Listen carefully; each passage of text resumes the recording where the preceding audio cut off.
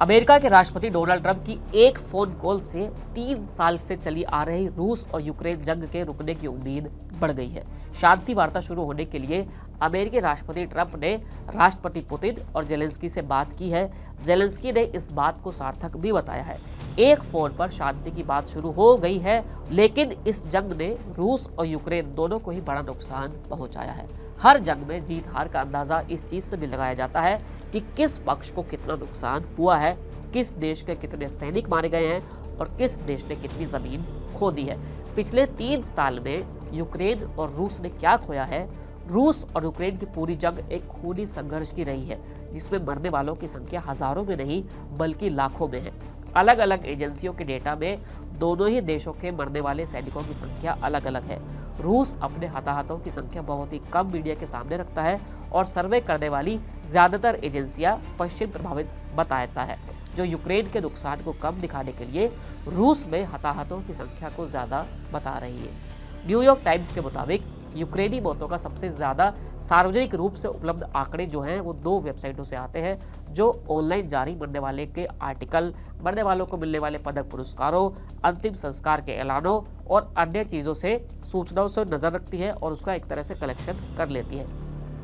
जो वेबसाइट है वो LostBarrow.info है और उसके अलावा uslosses.org है।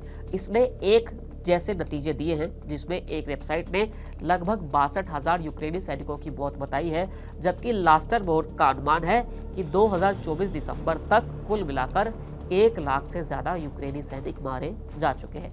इन्हीं वेबसाइट का अनुमान ये भी है कि रूस की ओर से मरने वालों की संख्या यूक्रेन से ज्यादा है, जबकि इस जंग में रूस लगातार यूक्रेन पर बढ़त बना रहा है। अनुमान के मुताबिक इस जंग में रूस के करीब 1,50,000 से ज्यादा सैनिक मारे गए हैं। ज्यादा सैनिकों की मौत के बाद रूस इस जंग में ज्यादा से ज्यादा यूक्रेनी जमीन कब्जाने में कामयाब हो रहा है।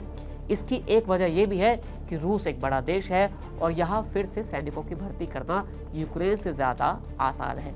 दूसरे विश्व युद्ध के बाद यूरोप की सबसे बड़ी जंग में रूस ने बड़ी बढ़त हासिल की थी।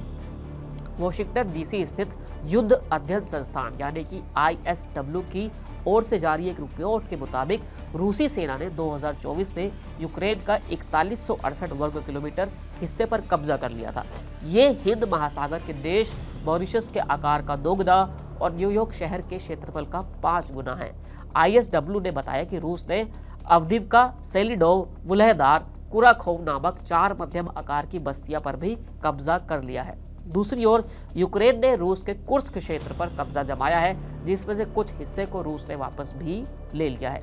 लेकिन अब देखना यह होगा कि 24 फरवरी 2022 को जो जंग शुरू हुई थी, क्या वो 24 फरवरी 2025 को खत्म हो सकती है या नहीं, क्योंकि डोनाल्ड ट्रंप के जो अंदाजे हैं और जो उनके तरीके लग रहे हैं वो तो यही हैं। वो ये बता रहे हैं कि जल्द से जल्द इस जंग को खत्म कर दिया जाएगा और देखना होगा कि उसका दुनिया पर क्या असर पड़ता है।